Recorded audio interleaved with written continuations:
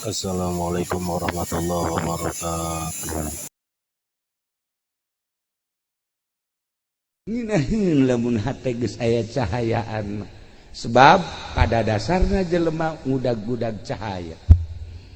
Lamun Kangjeng Nabi dibahasakeun cahaya diudag kabeh, sebab ieu kabeh ge tidak cahaya Kangjeng Nabi urang, Kangjeng Nabi Muhammad sallallahu alaihi wasallam. Langit tina cahaya Kangjeng, bumi tina cahaya Kangjeng, kabeh alam gunung laut berikut hewan-hewan termasuk urang tina cahaya Kangjeng Nabi Muhammad sallallahu alaihi wasallam. Nah, tinggal ieu di diri urang aya cahayaan ta eueuh, urang anu ngarti, urang nu nyaho, urang nu sadar ketika aya cahayaan dibere resep urang ibadah, dibere daek urang ngalaksanakeunana, dibere tenang yashrah sadrahu lil Islam. Jembar hate nomor kedua narima cek Kangjeng Nabi tina papasten. Artina narima Kangjeng Nabi tina papasten teh kumaha Allah bae lantaran hakim nu paling adil iwalti Gusti Allah Subhanahu wa taala. Ku urang apan osok dibaca alaisallahu bi ahkamil hakimin. Pang adil-adilna eueuh de hakim nu paling hebat Allah. Kuayana sakitu naon bae keputusan terhadap diri urang, terhadap halayak rame, terhadap hewan, gunung, laut, bumi, keputusan Allah, sebab Allah teh ahkamil hakim. Tati wa bial ibadamu takidi minum usara wa minum duriju bidamin makana hadza jazai nasatu lakum antukhlifuni bisuin fi dhawi rahimi. Urang cahayaan apa henteu hate urang. Nomor kahiji dibere resep jasa ibadah ka Gusti Allah. Resep beta asal aya tongtrong we haju bae diome. Resep nya resep ngombe tongtrong. Tah sarua jeung ngombe tasbih gitu tah. Ai babacaan mah tilok. Tasbih di kieu-kieu beset. Bawa tasbih. Tuh. Bener. Ai babacaan mah tilok. Babacaan lagi ngan kieu doang kabayar moal.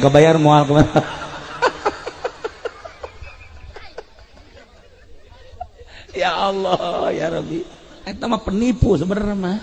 Atuh penipu eta tasbih dibawa aya di wiridanana lain eta. Masya Allah.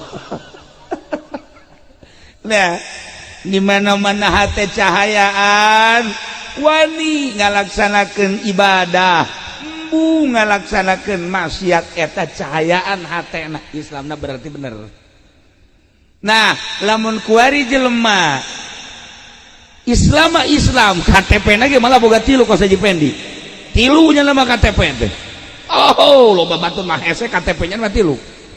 Eta lah bajingan teh kos kitu teh. Tilu. Nah, iya KTP nama Islam, jelemana Islam, tetapi daek ngalaksanakeun maksiat. Kurang giat karena ibadah, maksiat daek leletikanana main gaple. Lamun aya Islam masih keneh balak genep di kieu-kieu. Koto kunyana di kitu-kitu tah. Naonna karangarana jangjangna naon ngaranna tah? Tuh, nyalawan teh tolol teh coba. Aju dikitukeun tah cuma hiber teh naon ngaranna? Jantur. Aing ge nyaho nang disiakan eta.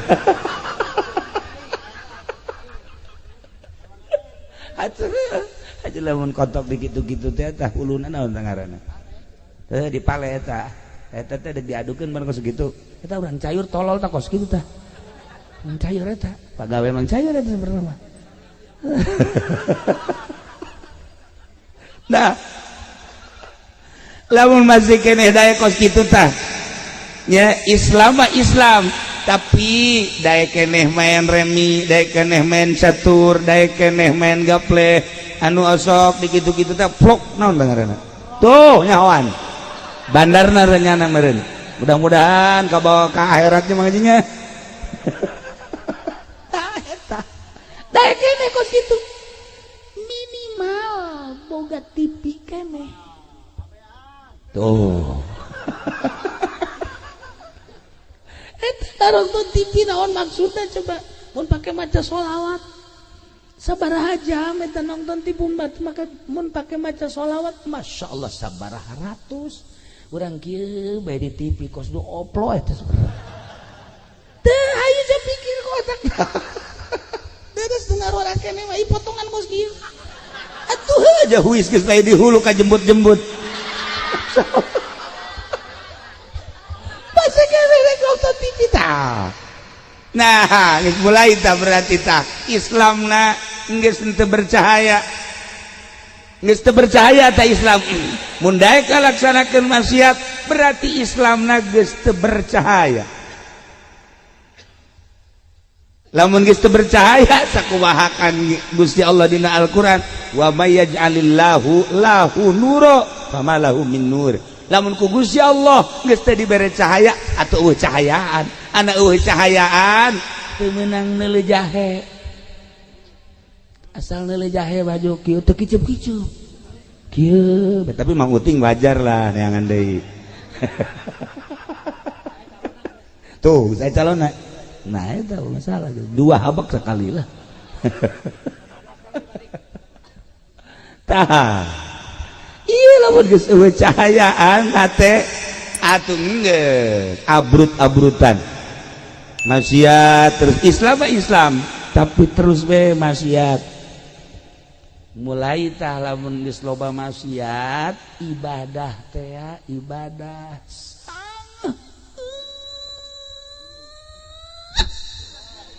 ih sakitu deket ka masjid teu nyaho tihang masjid teh nya deket ka masjid mun ditanya tihang masjid sabaraha wallahu a'lam weh sia ka masjid emang aya naon karpetna geus diganti ku ari bener sia yeuh ku ari mah wow hebat jasa nyana ka dinya ka masjid goblok jantu cek nya teh keluar deui tolol teh coba atuh dilalaga kitu supaya ka masjid ieu mah ka masjid nempo doang di jandela ya tuh diganti atuh geus teu teu asup-asup acan eta berat dek asup ka masjid tah ieu cahayaan eueuh cahayaan wa man lam yaj'alillahu nura fama lahu min nur lamun ku Gusti Allah henteu dibere cahaya eueuh cahayaan di mana-mana geus eueuh cahayaan sangheut ibadah teh sangheut asal geus dibere sangheut berarti nutup lawang sorga nu muka lawang tuh dia paling teu sia horeng tuh dah ya kira-kira ieu mah ieu ngajian nu di dieu ya kira-kira ieu nu di dieu ieu ieu cahayaan apa henteu sih sebenarnya guys urang mah neuk danya be cak urang dieu mah ngaji pen di cahayaan teh tuh henteu eta ku kabehan henteu cenah deui berarti budak palinter nyaho nya ge Rusdi atuh gebelek begadeuran eueuh cahayaan sakieu sebab carita TV jana pangbogaan panggedena carita HP boga 3 HP-na atuh carita tilok ngabohong raja bohong atuh geus eueuh cahayaan budak ge nyahoan henteu cek jana geus teu kudu hese-hese teu kudu kakolot ka budak be sakali deui cahayaan teh tuh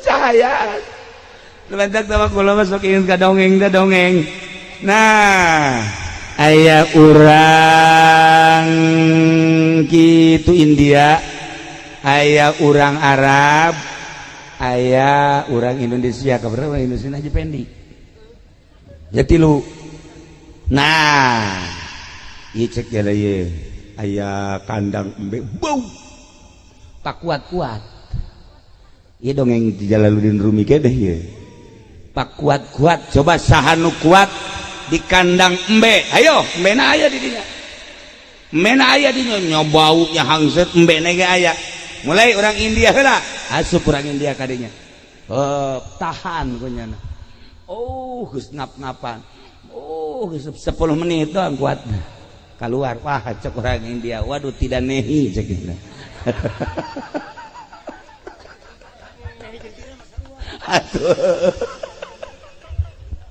Masya Allah kekuat cek guys tekuat nah baru orang Arab dah orang Arab Baduy wah kan biasa orang Arab Baduy makan ngaranna ge orang leuweung asana ieu mah kuat ieu mah asop nomor kedua aja tenang seserian rada deres kuat 20 menit wow nah hampir sarua kan yang Baduy mah embe tapi kan masalah tak embe teh masalah ngan 20 menit doang wah cek orang Baduy teu kuat cek tetap bau biasa nah bagian orang Indonesia aja Pendi nah asup kadinya karak 5 menit doang embe nu keluar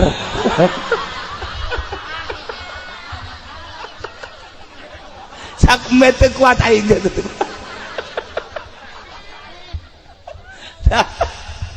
eta dongeng ongkos anu supaya jeung biasa padahal maknana pohara itu ngarada ge dongeng wali gorenganan aya jelema eueuh cahayaan mah eueuh cahaya embe ge kabur eueuh cahayaan mah sok di dieu Haji Pendi coba ge Haji Pendi urang geus beres ngariung ke nama maca di dieu tek datang teu kalabur bae ge atuh kutub robana ditinggal kutub robani paling ge jeung si golib bae di dinya kapaksa golib ge tah ieu ulah lalawara eueuh cahayaan teh eueuh cahayaan ulah manusia embe ge kalabur bau di samping bau henek di samping henek teh seueur sok saha nu betah deket Mang Haji Pendi ayo coba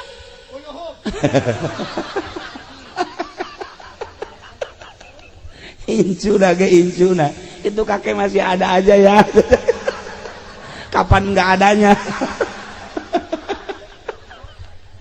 lah iyalah para jamaah kaum muslimin wal muslimat rahimakumullah coba introspeksi ieu keur carita ieu geus kajian ulah nyaritakeun batur balik ka diri urang ke ai hate aing cahayaan teh sinu sabenerna lantaran tadi lamun cahayaan mah dibere resep jasa ibadah eta kakarak nomor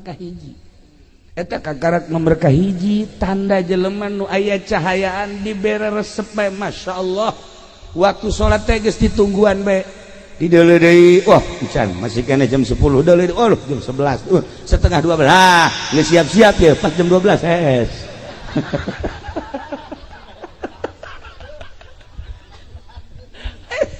cahayaan cahayaan Masya Allah geus ke malah ka sare cek nya sakedeung deui salat besi tinggalin berjamaah aya cahayaan eta nu kos kitu ngaran beres datang waktu salat qobliyahna ba'diyahna beres eta terus wiridanana komo datang ka haju terus maca Quran ya Allah yang cahayaan eta nu kos kitu keluar di masjid urang ngantongan duit dirinya aya kotak nah hasilkeun ieu kotak itu dibongkar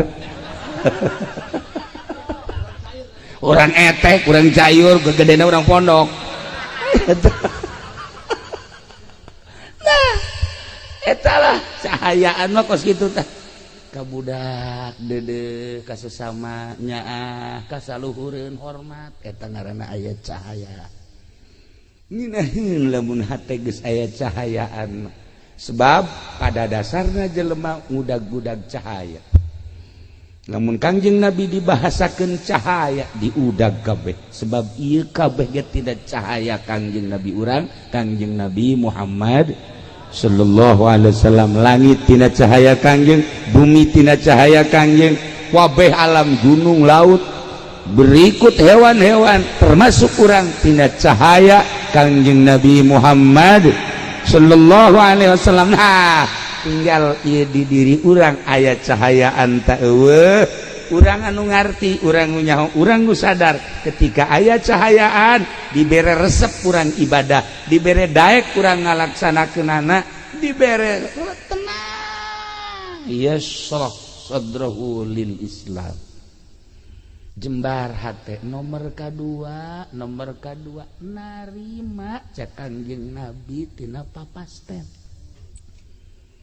artina narima Kangjeng Nabi tina papasten teh kumaha Allah bae lantaran hakim nu paling adil iwati Gusti Allah Subhanahu wa taala ku urang apan osok dibaca alaisallahu bi ahkamil hakimi ulah di bejaan surat naon eta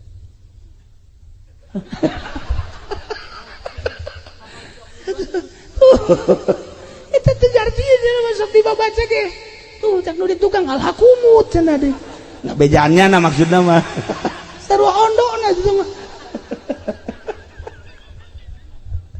alaisallah ya kabil hakim Allahumma hebat na ngahukuman pang adil-adilna eueuh de hakim nu paling hebat Allah ku ayana sakitu naon bae keputusan terhadap diri orang terhadap halayak rame terhadap hewan gunung laut bumi keputusan Allah sebab Allah teh ahkamil hakim urang sadar aing dijieun ku Gusti Allah model kos kieu narima urang ngaca ye ngaca dikaca ya Allah ya Rabbi ya abdi ciptaan Gusti alhamdulillah dibere kasep mun kasep teh mah dibere gelis mun gelis teh sadar tah alhamdulillah loba tah manu kitu mah tah begitu aja pending ngaca aing jore amat nya cek nya ambil jeung nu di Cisoka akur di mana ka di Cisoka teh tuh kolear si nyahoan begitu ngaca teh ieu mah akur jeung nu soleh ari main mah ngan buntutan doang atuh buntutan ge nu kadeuleuh tuh kadeuleuh mah aya ge sabarna nah ieu lamun aya jelema ngaca aing jore amat sih Gusti kunaon si abdi diciptakeun jore tah eta jelema henteu sadar kana papasten ti Gusti Allah panghese-hesena teh sadar nya moal kebal di alam dunia geus sakitu alhamdulillah dijadikeun jelema aing geus bae sakitu ngeunaheun jadina tenang karena pikiran teh keur ngaji mah balik bae ka imang ngaca jore aman aing ye tuh coba ge ketika urang dibere jadi pedagang haju untung bae alhamdulillah ya Allah ya Rabbi maha kaya Gusti alhamdulillah karasa ku abdi kakayaan Gusti abdi dagang untung bae dikocorkeun beureun kakayaan Gusti ka abdi loba teh manu kitu mah tapi begitu nyana dagang haju rugi deh Gusti ieu kumaha sih urusanana ieu kunaon ieu kok abdi dagang tapi rugi deui ye coba atuh ka Gusti kos kitu tah eta ngaranna henteu sadar kana papasten eta cahayaan hatena cahayaan wa man lam yaj'alillahu lahu nura di mana ku Gusti Allah henteu diberi cahaya famalahum min nur cahaya di mana cahayaan eta kos kitu tadi karena mandak kurang kudu ngawauhan nu sugih hirup mah kudu ngawauhan nu sugih sebab aya nu sugih nya nama hayang dipentak bae lamun henteu mentak kanyana bendu lah resep aja kita nu sugih eta mah tah tuh hayangna dipentak bahkan teu dipentak ge sok mere bae nah nu sugih eta teh deukeutan ku urang bakal lamun urang mentak anu sejen nya nama bendu tah deukeutan tah nu sugih eta nu sugih eta teh saha nu nyiptakeun langit jeung bumi tak maha sugih cak Gusti Allah aing ye nu bogana penta ku sia aing bakal mere sia teu menta ge ku aing dibere bae komo sia mun menta ka aing jeung aing mah resep jasa lamun dipenta tur lamun sia menta ka nu sejen ka Gunung Kawi misalnya aing mah teu resep jasa menta ka pamarentah ge teu resep jasa menta ka makhluk ge teu resep jasa aing penta tah Allah meresepkeun jasa dipenta Haji Pendi mau dipenta geus kieu bae Ya. panakol ya incuna ge datang ka Tiluk Daek menta incuna sorangan tuh menta sama kakek ih enggak mau kenapa galak tahu orang lamun geus bisa burak bere eta urang geus bisa make akhlak Gusti Allah taqallaku bi akhlaqillah Allah mah mere bae terus tahu urang ngadeukeutan nu maha sugih bae geus ka Gusti Allah. Nah iya lamun hate urang aya cahayaan hate urang aya cahayaan sadar kabeh ge horeganan diatur ku Gusti Allah Subhanahu wa taala. Ketika aya seorang waliullah di Baghdad,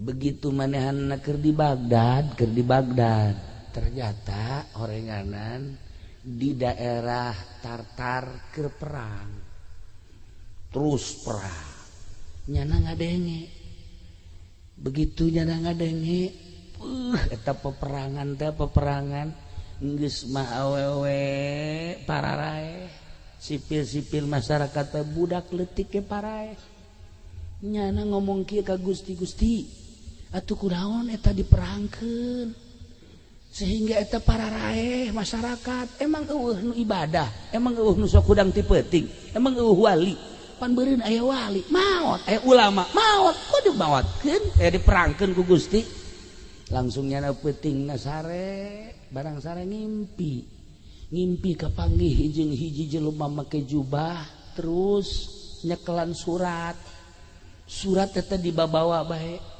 begitu dibabawa kapanggih teh jeung nyana ieu surat naon eta ieu surat ti Gusti Allah coba tah bang bacakeun begitu dibaca dina tulisanana aya da'il i'tirad tinggalkeun ku maneh ngalawan Allah tinggalkeun ku maneh nentang ka Allah dibaca takunyana sebab Allah mah pang adil-adilna eta memperangkeun urusan aing gempa urusan aing banjir urusan aing angin urusan aing sia mah sia bae urusan sia cak Gusti Allah ulah sok nentang-nentang ka aing make jeung tatanya make jeung diperangkeun loba budak pararae loba manusia pararae aya kiaian aya walian urusan aing tah mah sia urusan sia geus datang ka mana sia dumadeheus ka aing hudangnyana masyaallah kaget nyana dicarekan ku Gusti Allah langsung ditegor make surat model tadi wali mah kos kitu impianana teh hebat aing ngadenge Haji Pendi mangimpi teh ya Allah ya Rabbi diudag-udag genderuwo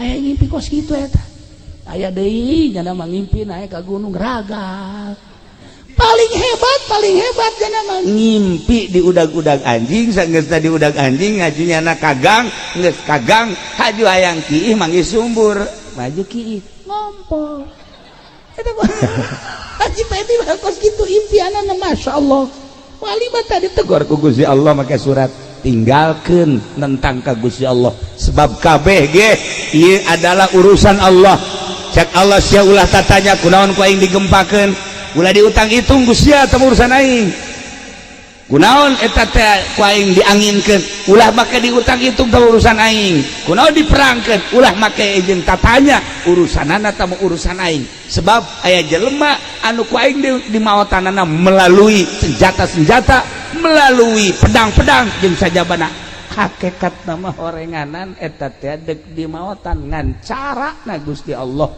aya anu raga tangkal kalapa aya nu raga ka sumur aya nu gering aya nu perang aya nu di luhur kasur kieu bae cara kabari ieu teh urang Balaraja datang ke Tangerang jeung ngopi ku pamajikan dijieun kopi jieunkeun kopi jeung nginum kopi bari ngarokok kieu bae nyana di kasur teh tadi beres ngarokok lah aya meureunnanan bangsa 20 menit mah pamajikanna ka dinya deui ditoelan ku pamajikan kaji oya gabeh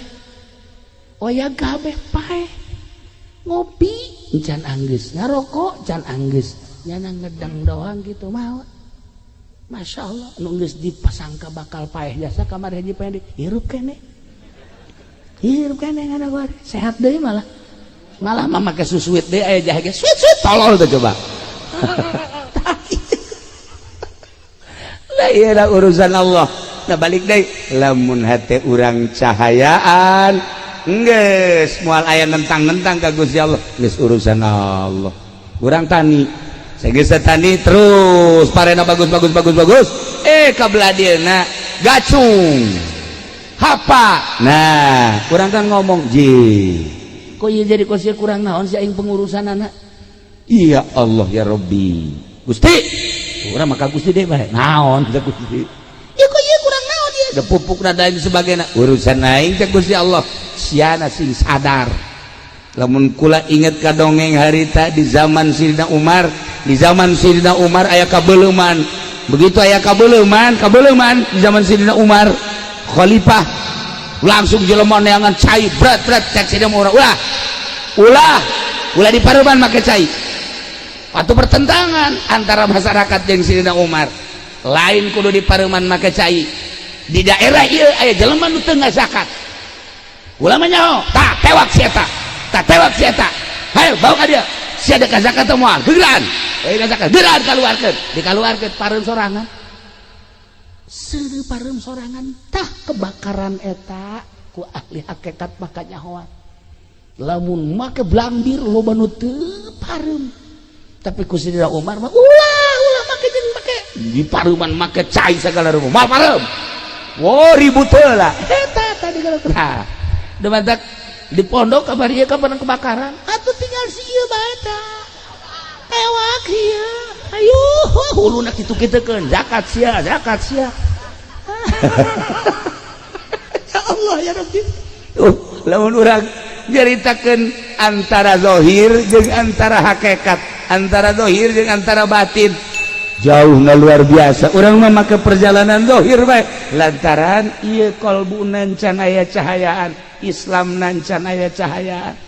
Nah nomor kahiji tadi di mana-mana geus aya cahayaan bakalna hayang bae jeung resep bae ngalaksanakeun perintah Allah ngajauhan larangan Allah takwa ngaranna. Nomor kedua sadar kana papasten Allah. Nomor katilu puncakna ye di mana-mana Islamna aya cahayaan nyana berpikiranna ka akhirat bae ninggalkeun dunia dibere tersep kana dunia. Wa mal hayatud dunya illa mata'ul gurur. Teu aya kahirupan dunia kecuali barang-barang tipuan. Geus lamun kiai engkeuy-engkeuyan ke pendopo neangan dunia kiai goblok. Eueuh tapi di cayur mah aya tiluan lah tilu. Aya tiluan ngacung lib.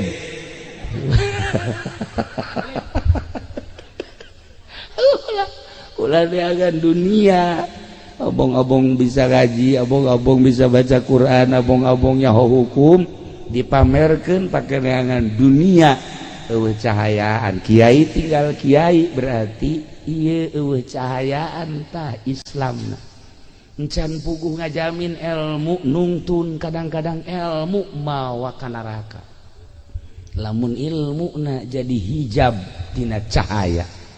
Nah iyalah para jamaah kaum muslimin wal muslimat rahimakumullah balikan deui inna dina indallahil Islam sanyana agama leuwih ke karidho ku Gusti Allah adalah agama Islam.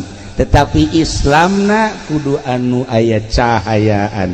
Sakumaha tadi lamun Islamna aya cahayaan maka aya tanda-tanda. Hiji tanda Islam aya cahayaan daek ngalaksanakeun parentah Allah embu ngalaksanakeun laranganana. Daek ngalaksanakeun parentah Allah ngajauhan laranganana. Eta berarti mulai cahaya nomor kahiji. Lamun naik cahaya nomor kedua sadar karena putusan Allah di diri urang atawa soal harta atawa soal penyakit atawa soal naon bae nu patali jeung diri urang atawa jeung batur tilok cegekan sebab kabeh ge geus aya tina keputusan Allah Subhanahu wa ta'ala. Alaihissallah bi ahkamil hakimin. Cahaya nomor katilu ialah cahaya anu bener-bener mantep sehingga pikiranana langsung baik ke alam akhirat. Mohokeun alam dunia dibere resep kana dunia. Etalah nu paling istimewa cahaya Islam anu nomor katilu. Geus urang mimitian tinu awal carana kumaha supaya cahayaan eta teh tadi cak Kangjeng Nabi geus encan maneh ngalaksanakeun hak Allah. Daon ialah mempersiapkeun jang maot mebeh datangna maot. Eta adalah memerlukan cahaya. Di mana orang sholat berarti orang mempersiapkan jang maut. Orang ngazakat mempersiapkan jang maut. Orang puasa mempersiapkan jang maut. Orang haji mempersiapkan jang maut. Orang baca Quran mempersiapkan jang maut. Orang tahajud, orang duha, zikir, maca sholawat, berbagai kehadean-kehadean yakni ngalaksanakeun ibadah eta adalah jang mempersiapkan maut mebeh datang maut. Berarti geus aya cahaya. Nah, tapi cak Kangjeng Nabi tadi teh inggis sanajan urang ibadah bae tetapi eueuh cahayaan ngan meunang capek doang. Ngan meunang capek doang tak perluna cahaya. Kos kumaha sih cak para sahabat Gusti Rasul eta meunang capek doang. Nah teu nyaho kana keagungan Gusti Allah. Lamun urang ibadah teu nyaho kana keagungan Gusti Allah naon bedana jeung salat budak leutik. Budak leutik ku salat mah salat bae pan teteh ge cenah salatna ge. Ja teu nyahoeun kana agungna Gusti Allah. Sok geura teangan budak leutik lamun tarawih teh Haji Pendi salat tarawihna masa sih babaturan keur sujud di kitu-kitu pelerna. Eta kan berarti budak leutik sama salat kos kitu mah. Giliran nya ndek diuk diteuneungan parantin akol bedug di dieu tah. Atuh kumaha eta karana salat budak leutik teu nyaho keagungan Gusti Allah, sadajan capek ibadah lantaran teu nyaho kana keagungan Gusti Allah, ongkos salatna budak leutik eueuh nanaonan. Jadi kudu urang teh memperhatikan kemaha agungan Gusti Allah Subhanahu wa ta'ala. Nah anu mantap ibadahna ulah aya muatan-muatan. Geus kunaon eta getolamat maca shalawat, dagang karung abeh laku. Da eta ngaranna ibadah eueuh nanaonan kos kitu. Capek eta ibadah kos kitu. Capek pen. Ulah kitu aran. Atuh. Sakalina maca sholawat, maca kulhu kukulak wan teu maca kulhu kabari. Bulan Rawah maca kulhu ngaji. Dibaca bae ku nyanes. Ditanya, ngaji maca kulhu. Hayang naon sih maca kulhu mah haji nu sabenerna? Rizki macet cenah ge. Supaya ada jembar bae bisa sugan bae ku kulhu mah. Tah ulah kos kitu teh ibadah budak leutik teh mah TK.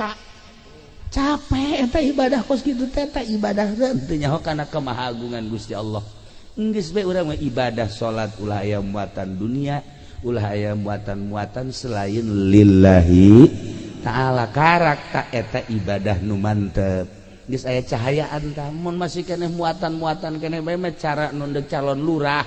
Calon lurah teh kuan bebereana pohara jasa. Eta teh nu kos kitu teh capek gawe teh kapake. Eueuh nanaonan sebab sedekahna aya karna hayang naek jabatan. Kitu kene calon bupati, Gus Puguh calon presiden. Tama.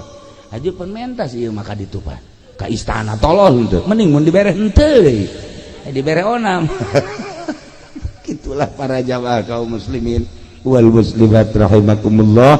Ala kadar gambaran hirup sakumaha tadi sahabat menta ilmu anu istimewa ternyata cak Kangjeng Nabi ulah hayang ilmu istimewa geus bae persiapkeun pelaksanaan ibadah jang menghadapi maut eta ilmu paling istimewa.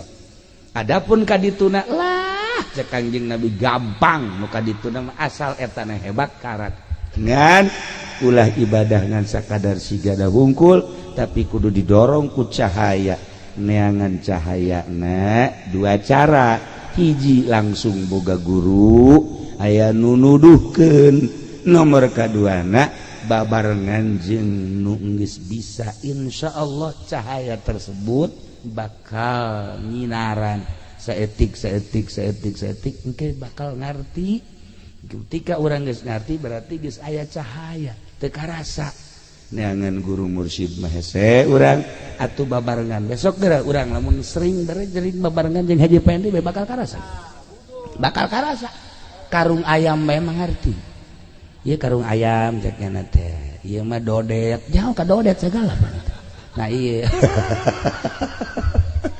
takos gitulah para jamaah kaum muslimin wal muslimat rahimakumullah persiapkeun amal-amal jang maut samemeh maut geus maut cara almarhumah Nyi Siti Murdiah kabeh nu dibawa imah nu dibawa salaki ngan sakadar nganterkeun ka kuburan ku hari paring doa-doa anak kitu kabeh tatanggangan sakadar ngadadahan nu milu aslina ka kuburan mah salatnya na puasanya na zakatnya na sodakoh manehanana milulah ka jero kuburan teh ternyata orang di jero kuburan teh anu sok disebut-sebut cenah urang di jero kuburan teh sempit horeng lega cenah di jero kuburan teh panas horeng tiis cenah di jero kuburan teh poek horeng caak cenah di jero kuburan teh urang sorangan horeng rame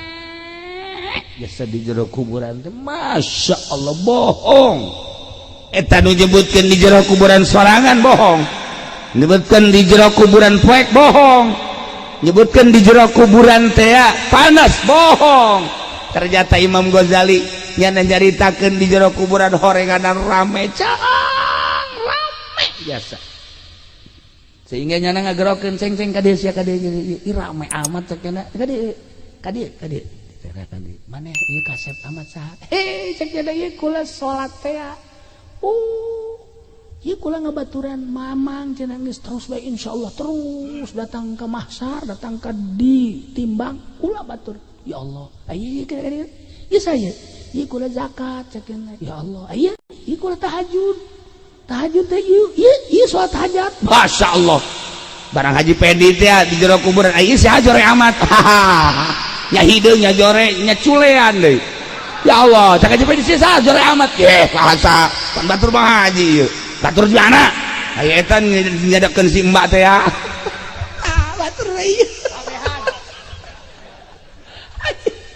ya Allah ya Rabbi bakal ngabaturan urang di jero kuburan bohong urang hasud urang teu salat urang teu zakat urang bakal ngabaturan urang sok renungkeun ku urang ketika urang di jero kubur bakal boga baturna urang nokos kumaha bakal ngabaturan jasa mangkani eta ketika urang sering ngajembarkeun batur jembar kuburanana jelema datang Waalaikumsalam naon ya duh kulit di kamari candar masya Allah atuh lain bebe aja di kamari ya cukup teh 500.000 Pak ieu tah alhamdulillah Haji masya Allah kesia lamun teu boga deui ka dieu senang hate geus jembar jero kuburan datang ka Haji Pendi Waalaikumsalam naon sih kulit di kamari candar boan sia ye atuh neangan cara aing cuma derek neangan sih atuh geus mabur sia ka ditu lah masya Allah caknya teh cak ugal ledeg Haji Pendi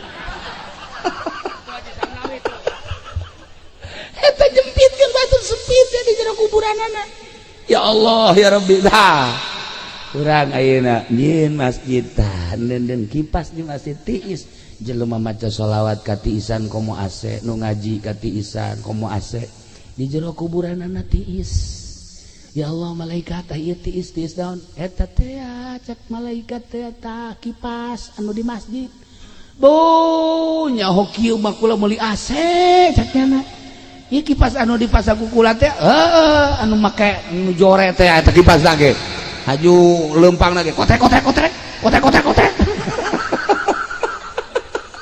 asal dikencengkeun we geus teu bisa muter janana ya Allah eta kos kitu ge tiis aduh nyaho kitu mah kula meuli nu bagus cek malaikat keur ieu sia tah kitu Haji Pendi bapan nyana mah lain meulikeun non kipas malah kipas di masjid dicokot atuh panas cenah mah di kuburan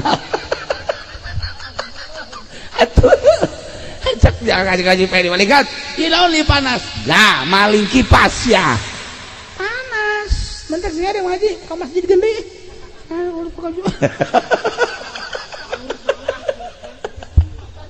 Ai bebejana mah ka masyarakat diganti, datang ka kuarin teh.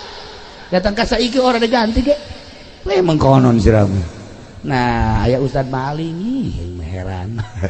Itulah para jamaah kaum muslimin wal muslimat rahimakumullah, janggabaran urang di akhirat geus dijelas-jelaskeun ku Kangjeng Nabi.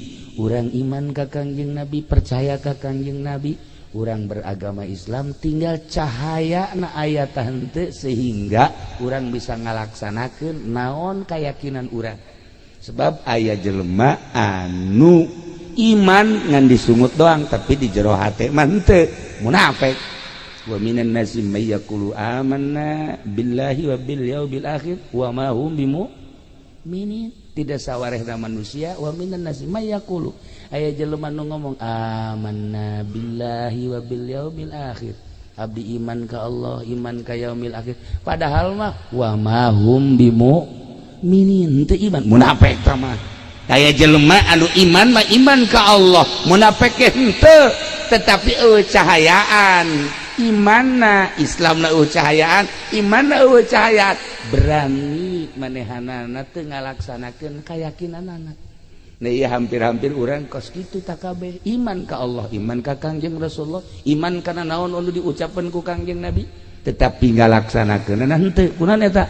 Iyalah eueuh cahayaan di jero kalbu urang, Islamna teu aya cahayaan, imanna teu aya cahayaan. Sok wari mulai bongkar gerak ku urang supaya aya cahayaan Islam urang aya cahayaan, iman urang aya cahayaan. Islam babalikna engke kana zahir, iman babalikna engke kana batin, kana ruhani. Islam jeung iman di mana sapagodos pada aya cahayaan, wah bakalna istimewa jasa. Zahirna bagus, batinna ge bagus. Ku ayana sakitu teanganlah cahaya.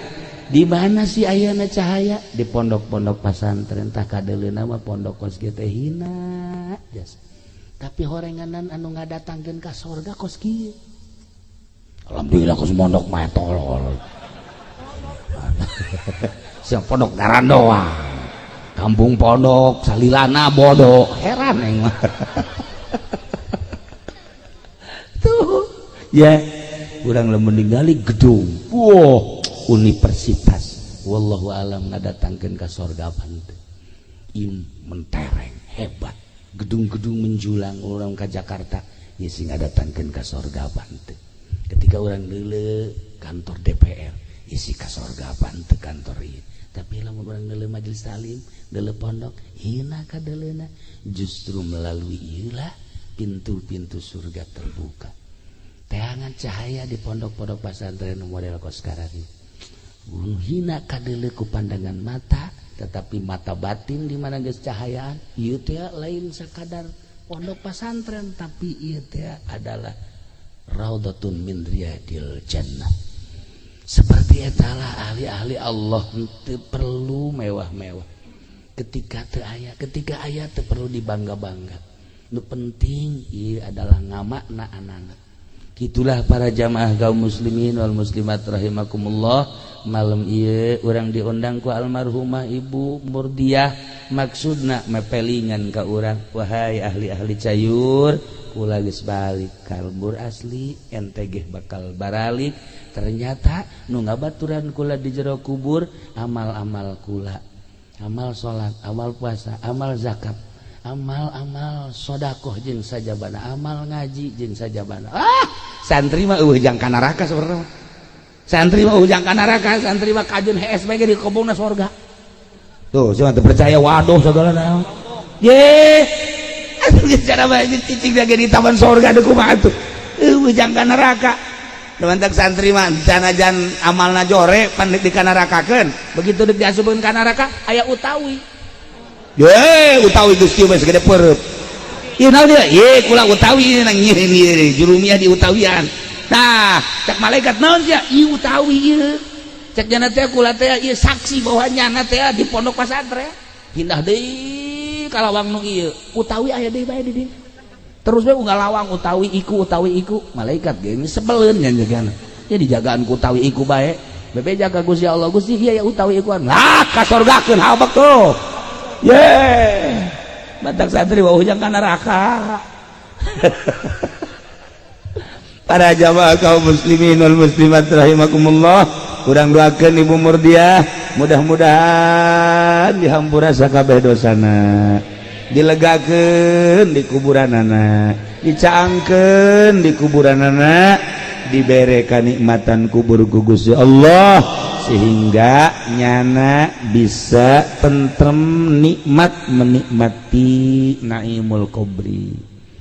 Kitu keneh keluargana mudah-mudahan dibere salalabar tur tawakal tur urang kabehan ge mudah-mudahan dibere cahayaan hate urang.